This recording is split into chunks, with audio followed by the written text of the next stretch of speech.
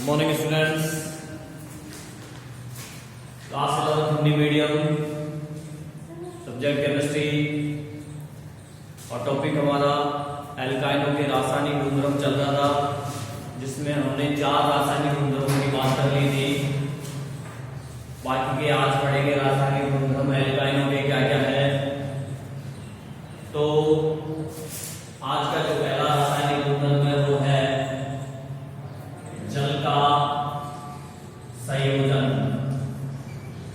अब देखिए जितनी भी रिएक्शन आई है, जितने भी रासायनिक गुणधर्म आए हैं, उनमें हमने एक जो कॉमन चीज देखी है वो यही देखी है। ज्यादातर में हमने हाइड्रोजन हैलाइड का संयोजन करवाया, H2 का संयोजन करवाया, Cl2 हैलोजन का संयोजन करवाया। तो उनमें सब में क्या हुआ है कि एक पाई बॉन्ड ब्रेक होता है, H2 जुड़ जाता है, H आगे जुड़ जाता है, या HCl में H और Cl आगे जुड़ जाएगा, फिर एक और पाई बॉन्ड ब्रेक होता है और फिर जुड़ जाता है। तो एकदम सिंपल प्रोसेस है, सिंपल रिएक्शन है और मार्कोनिकोव नियम लग जाता है यहाँ पे, जिसके कारण से मार्कोनिकोव नियम में आपको फिर से याद दिला देता हूँ कि न्यूक्लियोफिलिक अर्थात नाभिक स्नेही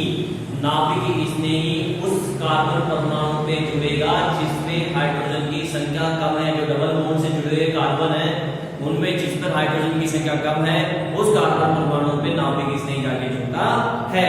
तो ये मार्कोनिकोव नियम है। ये कौन सा नियम है? मार्कोनिकोव नियम है। और इस नियम में हम यही बात करेंगे, जल का जो संयोजन होगा वो भी कुछ इसी प्रकार से होगा। आप देखिए एल्काइन का गुणधर्म पढ़ रहे हैं तो सबसे पहले हम एल्काइन लिख लेते हैं। एग्जांपल के तौर पे हमने एल्काइन ले लिया प्रोपाइन CH3CH, ओ सॉरी H तो आएगा नहीं, यहाँ पे ट्रिपल बॉन्ड आएगा और CH, ये प्रोपाइन हो गया। ठीक है, अब जल का संयोजन करवाना है अपन को, तो जल का संयोजन करवाना है तो मतलब HOH। ठीक है, तो यहाँ पे जो OH है ये नेगेटिव आयन वाला होता है। यहाँ पे इस तरीके से इसमें क्या होता है, पॉजिटिव आएगा, इसमें नेगेटिव आएगा। ठीक है, तो जब ये पाई बॉन्ड ब्रेक होगा, तो ये नेगेटिव, ये नाभिक स्नेही है, ये क्या है, नाभिक स्नेही है, ये उस कार्बन परमाणु पे जाएगा जहां पे हाइड्रोजन कम है और ये इलेक्ट्रॉन स्नेही यहां आ जाएगा। ठीक है, तो जब ऐसा होगा तो क्या बन जाएगा आपका, ये काम 333 केल्विन टेंपरेचर पे होता है, तो ये बन जाएगा आपका CH3COH डबल बॉन्ड CH2। आगे बात समझ में आया? नाभिक स्नेही उस कार्बन पे जाके जुड़ गया जिस कार्बन पे हाइड्रोजन की संख्या क्या है, कम है। ठीक है, और हाइड्रोजन जो है ना इलेक्ट्रॉन स्नेही है वो दूसरे कार्बन पे जुड़ जाएगा। अब इसमें आगे क्या होता है, इसके अंदर आगे क्या है, रीअरेंजमेंट होता है, पुनर्विन्यास। रीअरेंजमेंट मतलब पुनर्विन्यास। पुनर्विन्यास में क्या होता है कि ये हाइड्रोजन यहां चला जाता है। ठीक है, और ये बॉन्ड ब्रेक होकर यहां आ जाता है पुनर्विन्यास में। तो क्या हो जाएगा, CH3CH3 हो जाएगा और ये बॉन्ड यहां आ गया तो डबल बॉन्ड O। तो ये बन गया आपका क्या, एसीटोन। क्या बन गया, एसीटोन, मतलब कीटोन बन गया है। आगे बात समझे? तो इस प्रकार से इसमें जो है जल का संयोजन हो जाता है। नेक्स्ट रासायनिक गुणधर्म है बहुलीकरण। अब बहुलीकरण शब्द जो आया है इससे आपको याद आ गया होगा कि आपने पिछली क्लास में बहुलकों के बारे में पढ़ा था। ठीक है, जब समान प्रकार की या असमान भी हो सकती है इकाइयां पुनरावर्ती होती है, तो वो इकाइयों की जब पुनरावर्ती होती है तब क्या होता है, एक लंबी चेन बन जाती है, अर्थात कुछ अणुभार वाले यौगिकों का निर्माण होता है जिन्हें हम बहुलक कहते हैं, और इस प्रक्रिया को बहुलीकरण कहा जाता है। तो यहाँ पे भी ऐसा ही होने वाला है। यहाँ पे जो रासायनिक गुणधर्म पढ़ रहे हैं बहुलीकरण, इसमें भी बहुलकों का निर्माण होगा। तो ये 2 प्रकार से होता है। इसमें जो एल्काइनों का बहुलीकरण है वो 2 प्रकार से होता है। एक होता है रेखीय बहुलीकरण और एक होता है चक्रीय बहुलीकरण। तो सबसे पहले मैं बात कर रहा हूँ अर्थात इसके अंदर कुछ अनुभार वाले यौगिकों की एक सीधी लंबी श्रृंखला का निर्माण होता है। तो जिसे हमने यहाँ पे ले लिया एल्काइन में, एथाइन मैंने ले लिया ट्रिपल बॉन्ड H, ये एथाइन है। N अणु हम इसके ले ले, N अणु ले लिए, बहुत सारे अणु होते हैं बहुलक में, तो बहुत सारे आपस में जुड़ते जाते हैं और उस अनुभार वाला यौगिक का निर्माण हो जाता है। तो यहाँ पे इसका बहुलीकरण करवाया, बहुलीकरण करा इसका, तो ये बन गया HC, यहां आ जाएगा H single bond CH, double bond 1 2 3 4 C और यहां पे C, ठीक है। फिर एक H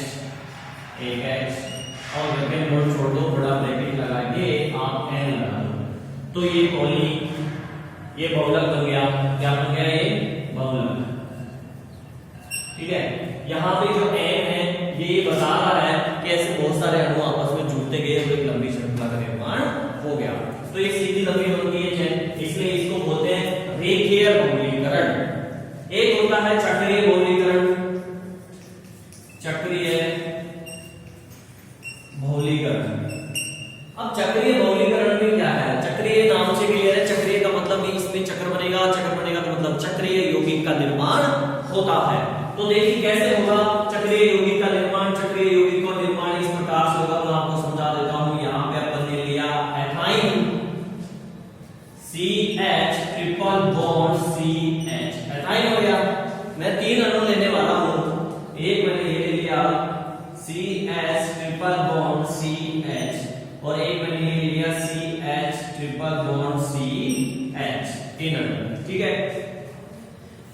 अब इसको क्या करते हैं, एकदम रेड हॉट आयरन की ट्यूब, एकदम लाल, मतलब जब गर्म करते हैं ना तो वो एकदम लाल हो जाती है ना, इतना गर्म करेंगे इसको 873 केल्विन टेम्परेचर पे, ठीक है। तो इस एसिटिलीन को, ये जो एथाइन है, इसको रक्त तप्त लोहे की नली का, यानी उस लोहे की नली ली, इसको इतना गर्म कर दिया कि वो एकदम लाल हो गई। तब इस एसिटिलीन को उसके अंदर से प्रवेश करवाएंगे, तो वो इधर से घुसेगी, उधर जब निकलेगी तो क्या बन जाएगा? चक्रीय यौगिक का निर्माण हो जाएगा। तो यहां पे चक्रीय यौगिक का निर्माण कैसे होगा? देखो, ये बॉन्ड ब्रेक होकर यहां आ जाएगा, ये बॉन्ड यहां आ जाएगा और ये पाई बॉन्ड यहां आ जाएगा। तो यहां पे सिंगल बॉन्ड बन जाएगा, यहां पे सिंगल बॉन्ड बन जाएगा, यहां पे सिंगल बॉन्ड बन जाएगा।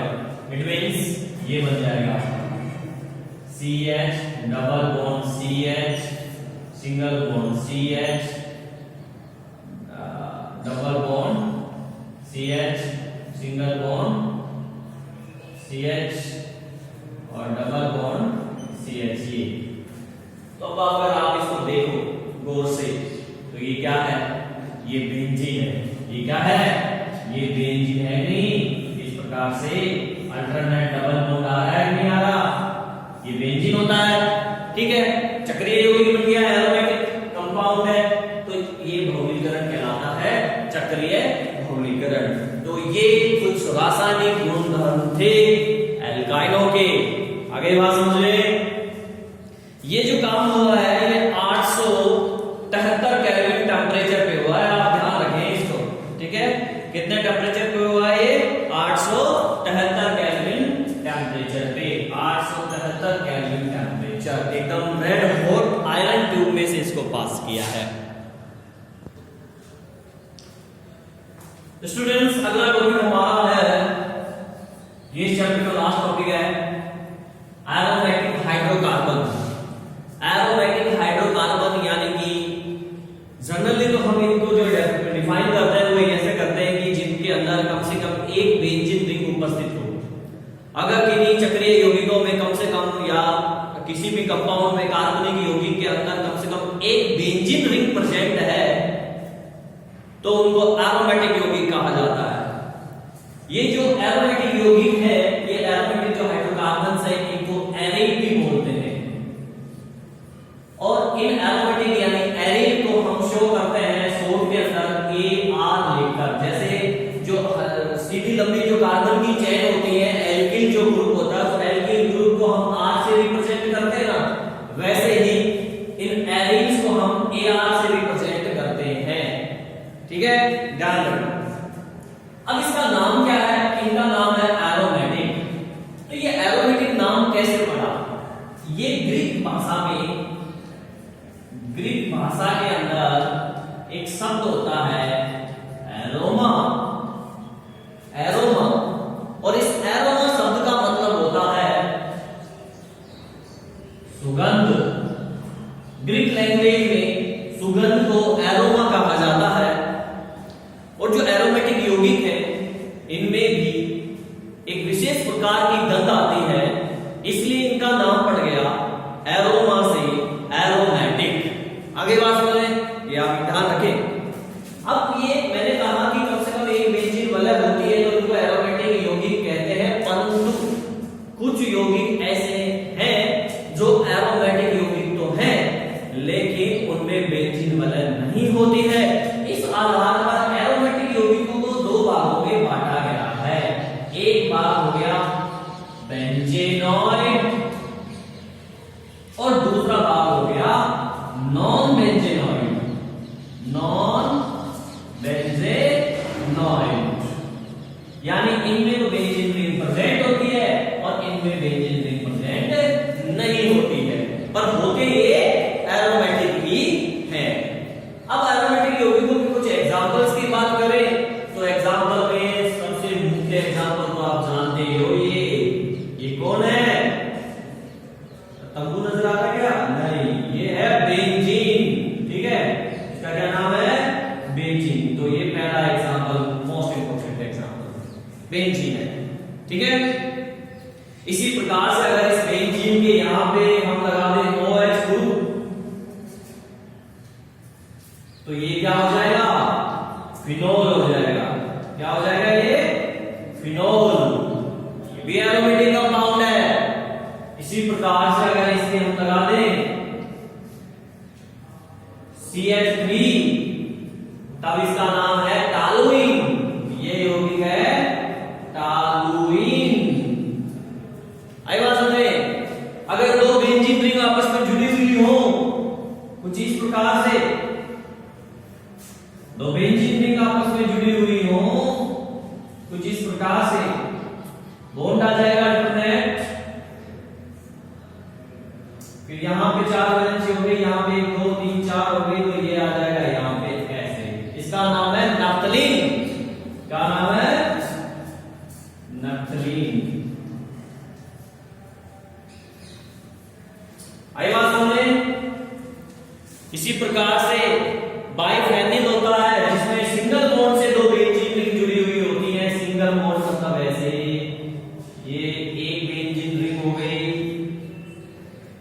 और यहां सिंगल बॉन्ड से दूसरी, ये तो डायरेक्ट चिपकी हुई है और ये सिंगल बॉन्ड से अटैच है दो बेंजीन रिंग, तब इसको बोलते हैं बाइफेनिल। बाई यानी दो, दो फेनिल है फेनिल, तो ये हो गया बाइफेनिल। आगे बात समझे? तो ये जनरल इंट्रोडक्शन था, सामान्य परिचय था एरोमेटिक हाइड्रोकार्बन्स का। अब हम बात करते हैं नाम पद्धति, यानी बेंजीन जो एरोमेटिक हाइड्रोकार्बन्स है इनको नाम कैसे दिया जाता है। अब हम बात करेंगे नाम पद्धति और समावेयता की। तो सबसे पहले हम बात कर लेते हैं नाम पद्धति की। नाम पद्धति, अब इसमें तो कोई दिक्कत होने वाली है नहीं क्योंकि ये पूरा आयुर्वेदी और साधारण नाम पद्धति जो है हमने चैप्टर 12 में पूरा इसकी स्टडी हम ऑलरेडी कर चुके हैं, लेकिन फिर भी मैं आपको एक दो एग्जांपल बता देता हूं। आपको याद आ रहा हो तो मैंने वहां पे बताया था, आपको क्या बताया था कि जो 1-2 कंडीशन होती है, 1-2 कंडीशन को बोलते हैं क्या? ऑर्थो बोलते हैं। क्या बोलते हैं? ऑर्थो। ठीक है, जिसको ओ से प्रदर्शित किया जाता है। दूसरी चीज मैंने आपको बताई थी, अगर 1-3 कंडीशन होती है तो उसको मेटा बोला जाता है।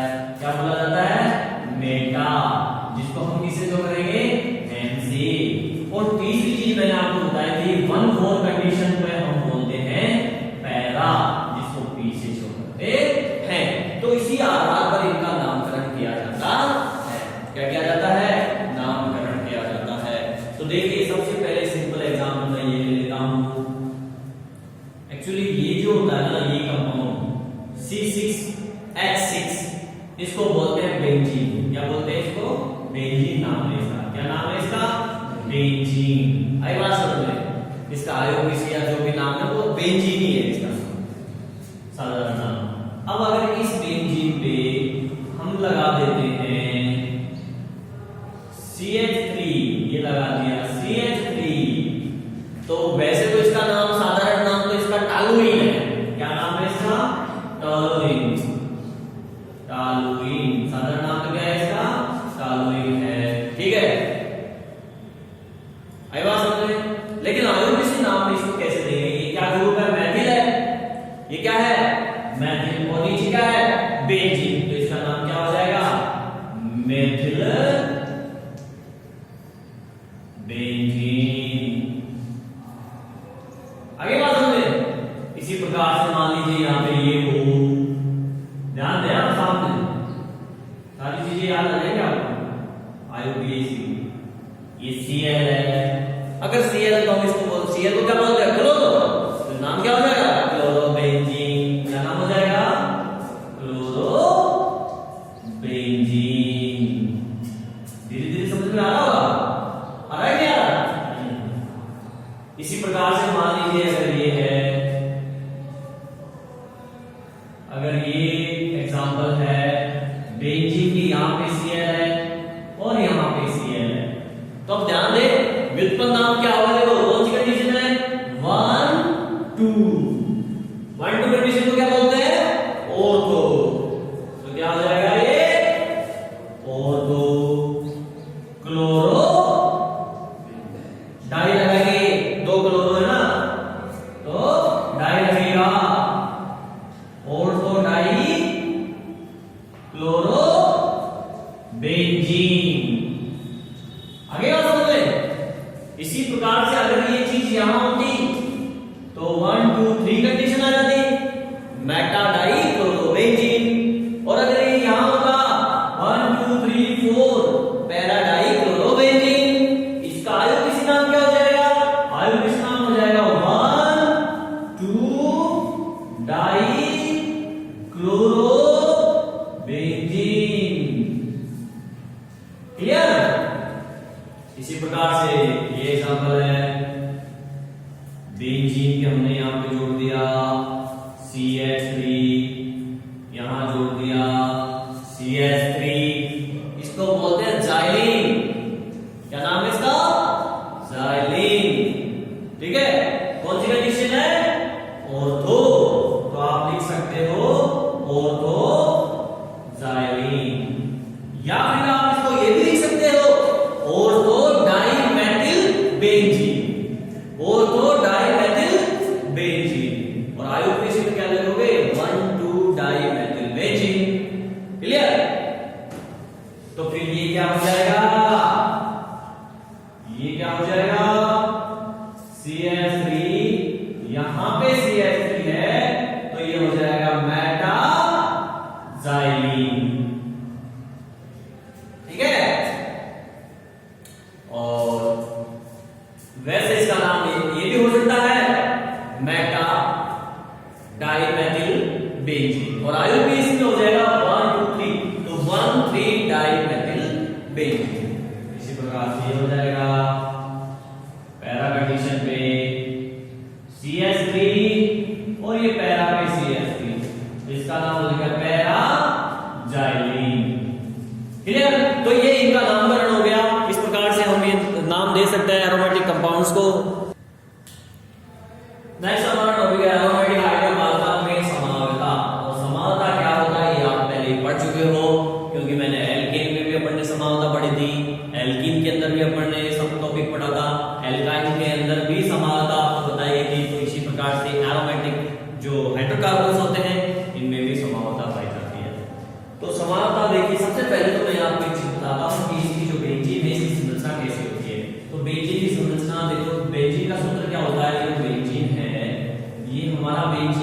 ठीक है, इसका सूत्र होता है C6H6, ठीक है। अब ये जो है एक रिंग कंपाउंड, ये चक्रीय यौगिक है, तो ये बनाता है कुछ इस प्रकार से। कार्बन जो है एक दूसरे से 6 कार्बन में यहाँ पहले शो कर देता हूं, इस प्रकार से जो है जुड़े हुए रहते हैं। और अल्टरनेट डबल बॉन्ड होता है, इसमें एक पाई बॉन्ड प्रेजेंट होता है, एक छोड़कर एक के बाद में पाई बॉन्ड प्रेजेंट होता है, और हर कार्बन पे एक हाइड्रोजन उपस्थित होता है। इस प्रकार से हर कार्बन पर एक हाइड्रोजन उपस्थित होता है, ठीक है। तो चक्रीय यौगिक को हम जो है बिना कार्बन और बिना हाइड्रोजन के कुछ इस प्रकार से शो करते हैं, नहीं करते। हर कोने का मतलब है वहां पे कार्बन है और हर कार्बन पे एक हाइड्रोजन उपस्थित है। इस चक्रीय यौगिकों को हम इस प्रकार से शो करते हैं ना। अब ये जो है इसमें अगर हम समानता करें, इसके अंदर हम समानता करेंगे। समानता का मतलब मैंने आप देखो एक चीज में अनुनाद करें, अगर इसमें अनुनाद करें तो अनुनाद मैंने आपको बताया था क्या, अनुनाद मैंने आपको बताया था कि डबल बॉन्ड, ये सिंगल बॉन्ड में डबल बॉन्ड के गुण आ जाते हैं, ठीक है। डबल बॉन्ड में सिंगल बॉन्ड के गुण आ जाते हैं। लोन पेयर की स्थिति बदल सकती है लेकिन परमाणु की स्थिति नहीं बदलती है। और समानता क्या होती है, समानता होती है कि अणु सूत्र तो वही रहे लेकिन संरचना सूत्र में परिवर्तन आ जाए, ये समानता है। तो इसी संरचना सूत्र में परिवर्तन कर तो समानता हो जाएगी, क्या हो जाएगी भैया। तो यहाँ पे डबल बॉन्ड है, इनकी स्थिति में बदल दूं, स्थिति जब मैं इनकी बदलूंगा तो क्या हो जाएगा, ये कुछ इस प्रकार से हो जाएगा। डबल बॉन्ड की स्थिति या पाई बॉन्ड है उसकी स्थिति मैंने बदल दी, ये यहाँ आ गया, ये यहाँ आ गया, तो ये यहाँ आ गया। आगे बात बोले तो बेंजीन ही, लेकिन डबल बॉन्ड की स्थिति बदल गई, अनुनाद हो गया, और इनका सम्मिलित रूप हम कुछ इस प्रकार से लिख सकते हैं। यानी ये जो डबल बॉन्ड है ना घूम रहा है तो हम क्या करते हैं, कुछ इस प्रकार से हम इसको प्रदर्शित कर सकते हैं। या फिर आप ऐसे भी लिख सकते हो, क्योंकि डैश डैश लगाने में क्या है कि बच्चों को जोर आता है, इसलिए फटाक दे बोला बना दो ऐसे। आगे बात समझे, क्लियर। तो ये हो गया इनमें अनुनाद और समावता की बात। बेंजीन के अंदर sp2, इसमें sp2 हाइब्रिडाइजेशन होता है। sp2 का मतलब कि ये जो कार्बन है ना, ये जो जितने भी कार्बन है ये इन पे कौन सा संकरण होता है, sp2 संकरण होता है। कैसे, शॉर्ट ट्रिक्स मैंने बताई थी आपको संकरण ज्ञात करने की। देखो ये सिग्मा बॉन्ड है, ये पाई बॉन्ड है, ठीक है, ये सिग्मा है और ये सिग्मा है। और संकरण में मैंने आपको सूत्र बताया था, संकरण बराबर लोन पेयर की संख्या प्लस सिग्मा आबंधों की संख्या। अर्थात संकरण के अंदर पाई बॉन्ड को काउंट नहीं करते हैं, ठीक है। अरे बड़ा बना बने चौथे चैप्टर में पूरा। तो ये संकरण क्या हो जाएगा, लोन पेयर कितने हैं, अगर किसी कार्बन को देखो, चाहे मैंने ये वाला कार्बन सिलेक्ट किया है, इसमें कोई लोन पेयर नहीं है, 4 बॉन्ड होते हैं कंप्लीट, कोई लोन पेयर नहीं है। इट मींस लोन पेयर की संख्या 0 प्लस सिग्मा बॉन्ड की के पाई बॉन्ड को काउंट करते नहीं है, 1 2 3 तीन सिग्मा बॉन्ड बन रहे हैं इस कार्बन पे, 3। तो संकरण क्या हो गया, संकरण में हमेशा एक तो s कक्षक होता है, तो s 3 में से एक s हो गया तो बचे कितने, 2, यानी sp2 संकरण इसके अंदर पाया जाता है। क्लियर, आगे बात समझे। अब इनका जो अगर स्ट्रक्चर बनाए, इनका कक्षीय स्ट्रक्चर बनाए तो उसकी बात करते हैं। देखो कैसे बनेगा वो, देखिए जैसा कि बेंजीन में मैंने आपको कहा कि बेंजीन के अंदर क्या होता है कि अल्टरनेट डबल बॉन्ड होता है। जो बेंजीन है उसमें अल्टरनेट डबल बॉन्ड होता है। ये इट मींस ये सिग्मा है, ये पाई है, ये पाई हो गया, ये सिग्मा हो गया, ये पाई हो गया, ये सिग्मा बॉन्ड हो गया। और ये सिंगल बॉन्ड तो हमेशा क्या होता है, सिग्मा ही होता है, सिंगल बॉन्ड। और सिग्मा बॉन्ड का बनता आपको याद आ रहा हो तो सिग्मा बॉन्ड बनता है जब कक्षक जो है अक्षीय अतिव्यापन करते हैं तो सिग्मा बॉन्ड बनता है, और जब कक्षक पार्श्व अतिव्यापन करते हैं तो पाई बॉन्ड बनता है। तो यहाँ पे इन कार्बन के बीच में अगर इसका स्ट्रक्चर हम बनाएंगे तो मैं जो सिग्मा बॉन्ड है वो तो अक्षीय अतिव्यापन कर रहा है, उसको तो अपन लाइन से शो कर देते हैं। कार्बन है और इस पे ये जो है सिग्मा बॉन्ड बन गया, ये दूसरा कार्बन है और इससे ये सिग्मा बॉन्ड बन गया, ये दूसरा कार्बन है, रेखीय अतिव्यापन हो गया, अक्षीय अतिव्यापन हो गया और सिग्मा बॉन्ड बन गया। ये कार्बन है, ये बन गया और ये दो ये कार्बन से ये बन गया। ठीक है, तो ये तो बन गया सिग्मा बॉन्ड। अब पाई बॉन्ड कब बनता है? जब पार्शियल अतिव्यापन होता है, जब पी कक्षक पार्शियल अतिव्यापन करता है तब पाई बॉन्ड का निर्माण होता है। तो देखिए इसका पी कक्षक मैं यहां बनाता हूं कुछ इस प्रकार से। पी कक्षक क्या करती है? डबल शेप होती है, नहीं होती? इसका पी कक्षक ये बना दिया। आई बात समझ में? इन दोनों के बीच में साइड वाइज अतिव्यापन हो गया, जिसको अपन लाइन से शो करते हैं ऐसे। तो डबल बॉन्ड बन गया यहाँ पे। ये जो बना रहा हूं मैं इसमें बना रहा हूं डबल बॉन्ड, यहां बनाया, अब यहां बनाएगा, फिर यहां बनाएंगे। ठीक है ना, ये वाला इसमें थोड़ा लगेगा ना। तो ये डबल बॉन्ड हो गया, यहाँ पे ये वाला पाई बॉन्ड बन गया, साइड वाला अतिव्यापन। अब यहां इसका आपके बीच पड़ेगा, यानी कि ये इसका भी हो गया और ये इसका भी हो गया। तो इन दोनों में साइड वाइज अतिव्यापन हो गया, ये बन गया डबल बॉन्ड। अब बनेगा यहाँ पे इन दोनों के बीच में, तो ये पी और ये इसका पी कक्षक साइड वाइज अतिव्यापन बन गया, तो ये पाई बन गया। आगे बात समझे? तो इस प्रकार से इसमें अपन जो है सिग्मा बॉन्ड और पाई बॉन्ड को प्रदर्शित कर सकते हैं।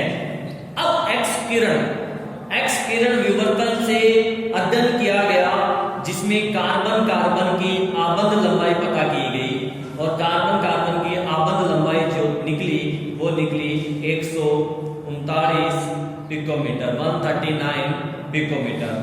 सिंगल बॉन्ड जो एकल बॉन्ड होता है वो एवरेज निकाला गया है ये तो, लेकिन सिंगल बॉन्ड जो था 154 पिकोमीटर और दिया बंद जो होता है 134 पिकोमीटर। इन दोनों के बीच की ये जो है एवरेज आता है इसमें बेंजीन के अंदर जो सीसी बॉन्ड है वो।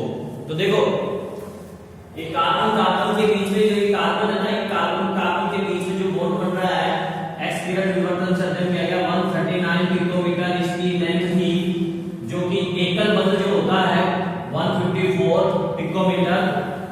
ठीक है, और एक द्विबंध होता है डबल बॉन्ड, जो कि कितना होता है डबल बॉन्ड? डबल बॉन्ड होता है आपका 134 पिकोमीटर। कितना? 134 पिकोमीटर। तो ये जो आया ना, ये इन दोनों का बीच का है, 154 और 134 के बीच का वैल्यू है 139 पिकोमीटर। आगे बात करें तो ये था बेंजीन की संरचना, उसमें समावता, उनका नामकरण। आगे कंटिन्यू करेंगे कल इस वीडियो को।